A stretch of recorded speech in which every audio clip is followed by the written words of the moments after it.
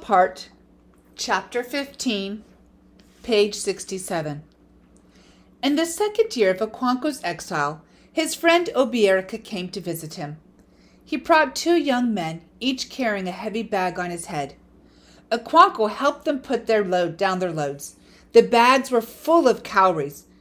Okonkwo was very happy to receive his friend. So were his wives and children, and his cousins and their wives. Uchendo had been told that 3 strangers had come to Okonkwo's house. He held out his hands to them when they came into his hut. "This is Obierika, my great friend," Okonkwo said to Uchendo. "I have already spoken to you about him." "Yes," said the old man, turning to Obierika. "My son has told me about you, and I am happy you have come to see us. I knew your father, Iweke. He was a great man. He had many friends here and came to see them quite often. Those were good days when men had friends in distant clans. Your generation does not know that. You stay at home, afraid of your next-door neighbor." He got up and came back with the colonet. "Go into that room," he said to Okonkwo, pointing with his finger. "You will find a pot of wine there." Okonkwo brought the wine, and they began to drink. It was a day old and very strong. "Yes," said Uchendo, after a long silence. "People traveled more in those days. I know all the clans. Aninta, Umwazu, Ikiocha, Ilumilu, Abame. I know them all." "Have you heard," asked Obierika, "that Abame is no more?" "How is that?" asked Uchendo and Okonkwo together.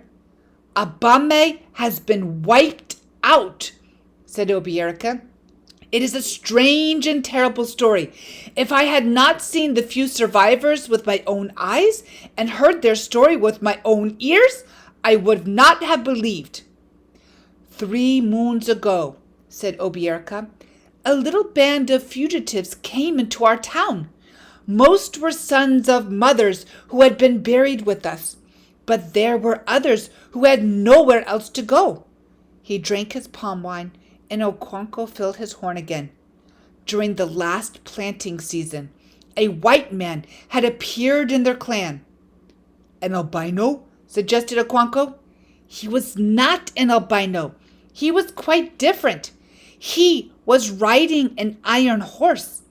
Many ran away, but the fearless ones went near and even touched him. The elders consulted their oracle, and it told them that the strange man would break their clan and spread destruction among them. And as a result, they killed the white man and tied his iron horse to their sacred tree, because it looked as if it would run away to call the man's friends. I forgot to tell you another thing the oracle said. It said that other white men were on their way. The first man was sent to explore land, so they killed him."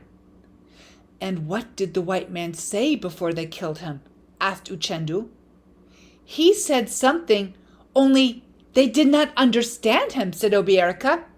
"He spoke through his nose. Anyway, they killed him. That was before planting season.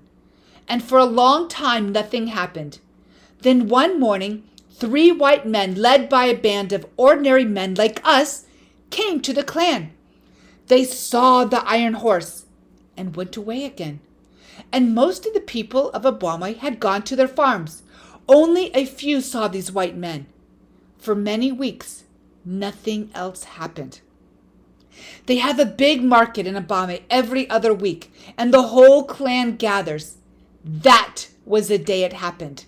The 3 white men and a very large number of other men surrounded the market. They must have used powerful medicine to make themselves invisible. Then they began to shoot.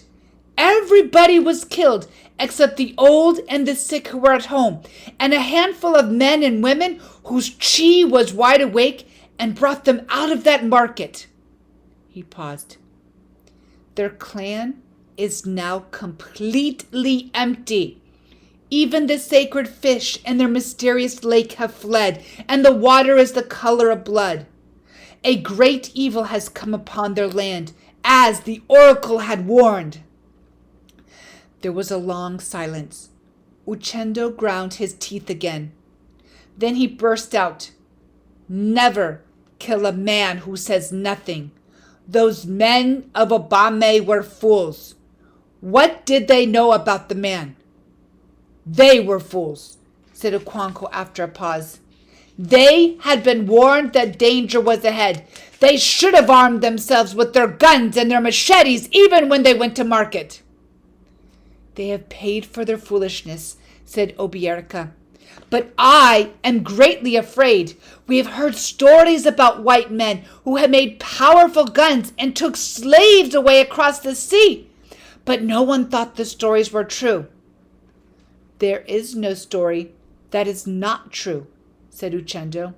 "The world has no end, and what is good among one people is an evil with others." Okonkwo's first wife soon set before their guests a big meal of pounded yams and bitter leaf soup. Nioi brought in a pot of sweet wine. Azima brought a bowl of water with which to wash their hands, and when they began to eat and drink the wine, when they had eaten, Obierika pointed at the 2 heavy bags. "That is the money from your yams," he said.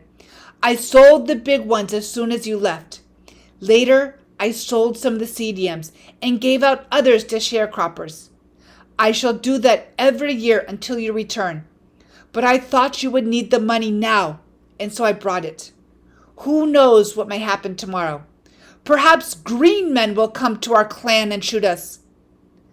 "I do not know how to thank you," said Okonkwo. "I can tell you," said Obierika. "Kill one of your sons for me."